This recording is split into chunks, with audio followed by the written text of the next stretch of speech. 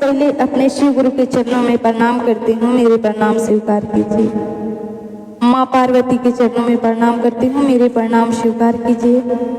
साहिब श्री हरिदानंद भैया के चरणों में प्रणाम करती हूँ, मेरे प्रणाम स्वीकार कीजिए।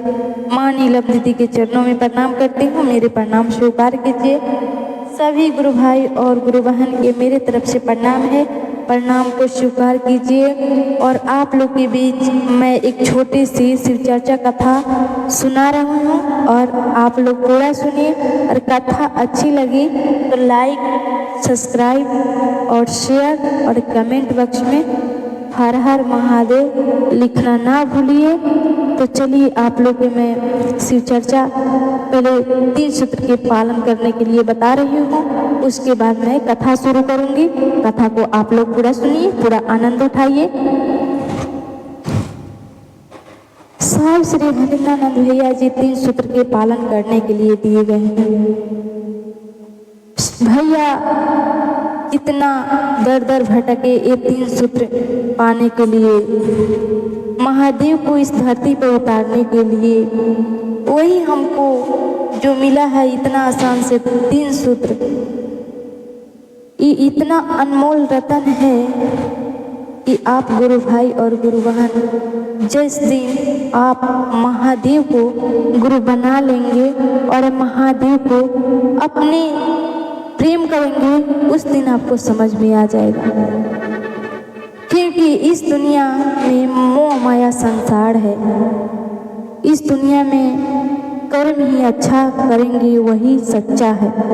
तो इसलिए गुरु भाई और गुरु बहन, पहले में शिव गुरु से दया मांगना है और दूसरे में कहना है, एक दूसरे गुरु भाई और गुरु बहन से चर्चा करना है। कहना है कि गुरु बहन, गुरु भाई, आप शिव को गुरु बना लीजिए। मैं अपने शिव को गुरु बना लिए हैं।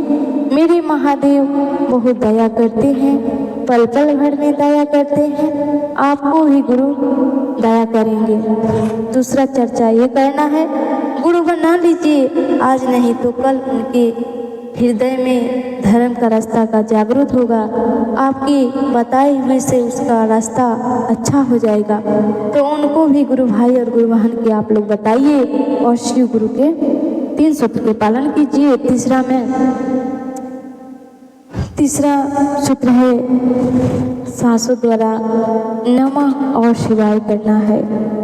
नमः और शिवाय सांसों द्वारा करना है। जब सांस अंदर भरे तो नमः और सांस छोड़े तो शिवाय 21 बार, 51 बार, 108 बार जरूर कीजिए। अपने महादेव जी का नमस्कार कीजिए। महादेव जी बहुत दया करते हैं। 3 सूत्र का पालन आप लोग जरूर कीजिए। यही 3 सूत्र आपके बेड़ा पार जरूर करेंगे। मेरे महादेव आपको भी दया करेंगे, सब पे दया करते हैं। महादेव जी तो कण कण में वास करते हैं। तो इसलिए गुरु भाई और गुरु बहन, आप लोग महादेव जी का गुणगान जरूर कीजिए। और महादेव जी बहुत दयालु हैं। अपने भले झोपड़ी में रहते हैं, पर्वत पहाड़ पर रहते हैं, लेकिन अपने बच्चे को, अपने संतान को कभी वो नहीं धूप में रख सकते, क्योंकि वो जानते हैं कि मेरे बनाए हुए बच्चे इतना कमजोर है, इतना सहन शक्ति उसमें नहीं है कि वो धूप बारिश बर्दाश्त कर सके। इसलिए महादेव हम छत दिए, अपने पर्वत पहाड़ पे धूप में रहें, हर जगह रहते हैं, लेकिन अपने बच्चों को कभी कष्ट नहीं देते हैं। भले छोटा ही झोपड़ी देंगे लेकिन शांति देंगे, उसमें छोटा ही मकान देंगे लेकिन देंगे। मेरे महादेव कभी कष्ट में नहीं छोड़ सकते अपने बच्चों को महादेव। तो इसलिए अपने महादेव का गुणगान जरूर कीजिए गुरु भाई और गुरु बहन। तो चलिए आप लोग की मैं वो कथा सुना रही हूँ। कथा को आप लोग शुरू से अंत तक जरूर सुनिए। एक नगर में माता पिता रहते थे। उनका जो गुरु भाई और गुरु बहन रहते थे, उनकी पत्नी महादेव जी के भक्त थी। शिव गुरु की कृपा से उनके गर्भ में पल रहे बच्चे 9 महीने के बाद एक सुंदर सी लड़की के जन्म दी। गुरु बहिना लड़की के जन्म दी। ठंडा का मौसम था। उस समय लड़की तो अच्छा से हो गई, लेकिन वो जो गुरु बहिना थी उनका निधन हो गया। वो बेचारी खत्म हो गई। अब उनके पिताजी सोच में पड़ गए, ये कैसी मेरी लड़की है कि मेरे पत्नी को छीन ली और मेरी पत्नी इस दुनिया में ना रहे, मैं इस बच्ची को क्या करूं, कैसे पोषण पालन करूं। देखिए गुरु भाई गुरु बहन, माँ एक ऐसी है कि अपने भूखे रख सकती है, अपने कष्ट काट सकती है, लेकिन बच्चों को कष्ट नहीं दे सकती है। ओ गुरु भैया क्या किए कि दूसरा शादी कर लिए। दूसरी पत्नी आई उनको, वो छोटी बच्ची को कुछ देखभाल करती थी, लेकिन अपने माँ जैसी नहीं करती थी, सौतेली माँ जैसे व्यवहार करती थी। उनको दूध पिला के ऐसे जैसे तैसे करके अब बड़े की थोड़ा बड़े हुए 2-4 साल की लड़की थी। उस समय उनकी सौतेली जो माँ थी, उनके पति जब उनके पिता चले जाते थे काम करने के लिए, वो लड़की के उनकी सौतेली माँ बहुत कष्ट देती थी। एक छोटे से गांव में वो लोग रहते थे। उस लड़की के जीवन में बहुत दुख थे, क्योंकि जिस दिन अपने पिता और माता का सम्मान नहीं मिलता बच्चे टूट जाते हैं। वैसा ही वो गुरु बहिना की लड़की के साथ में होता था। वो लड़की बेचारी बहुत दुखी रहती थी कि मेरी मम्मी ऐसे मेरे साथ में क्यों करती है। बहुत रोती थी वो लड़की, बहुत रोती थी। लेकिन उनकी जो माँ थी वो तो महादेव जी की भक्त थी। माँ देखिए, कोई भी माता पिता अपने व्रत रखते हैं, पूजा पाठ करते हैं तो अपने संतान की जरूर दुआ मांगते हैं कि मेरा संतान सही सलामत रहे, हे भगवान।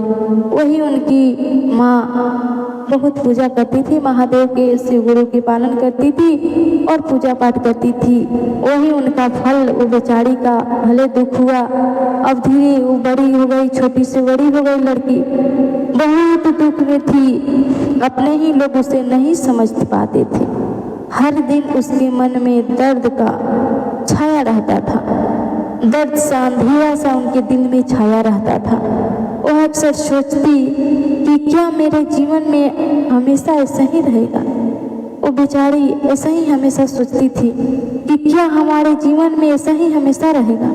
एक दिन वह गांव के बाहर नदी किनारे बैठ के रो रही थी बेचारी वो लड़की।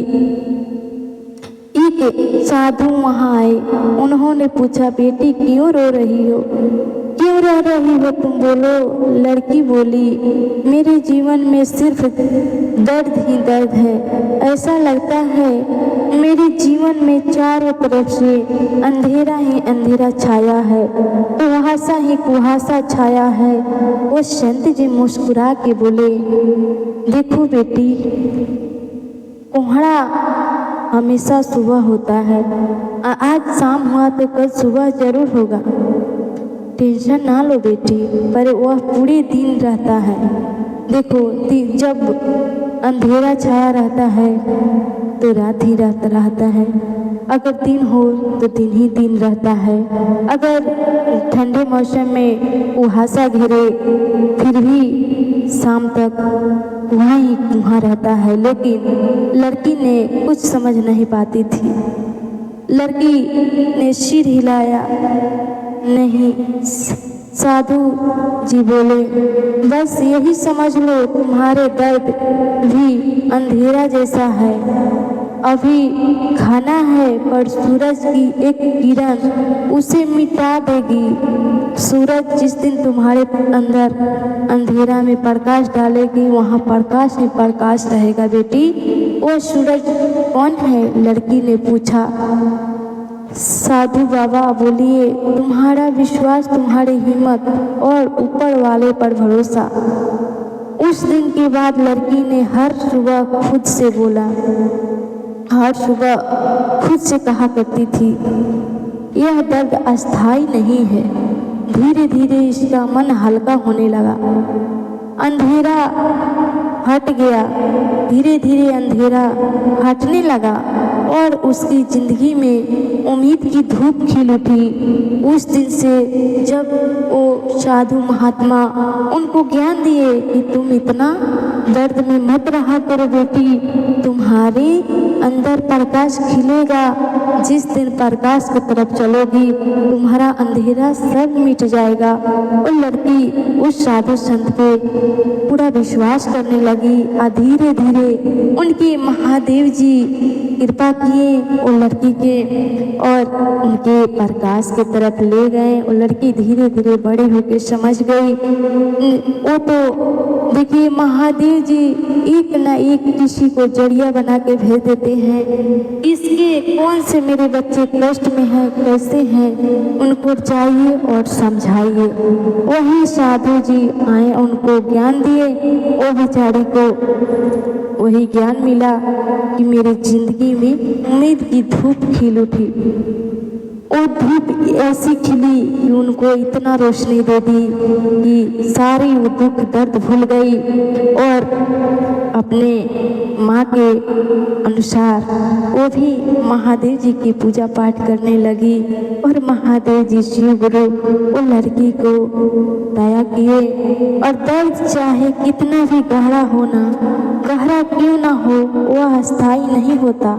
जैसा अंधेरा सूरज के सामने टिक नहीं सकता, वैसा ही दुख विश्वास और हिम्मत के आगे टिक नहीं सकता। तो वही हाल है, कभी भी आज अंधेरा है तो कल उजाला ही होगा। तो इसलिए गुरु भाई और गुरु बहन, दुख से आप लोग मत घबराइए, क्योंकि आज तुम्हारे जीवन में दुख आया है तो कल जरूर सुख आएगा। तो आप लोगों को मैं शिव गुरु की कथा सुनाई। शिव गुरु जैसे वो लड़की पे दया किए, वैसे ही सब गुरु भाई और गुरु बहन पर दया कीजिए। हे महादेव, सुनने और सुनाने वाले की कृपा कीजिए। और प्रेम से बोलिए शंकर भगवान की जय, मैया पार्वती की जय, सच्चे दरबार की जय। हर हर महादेव की जय।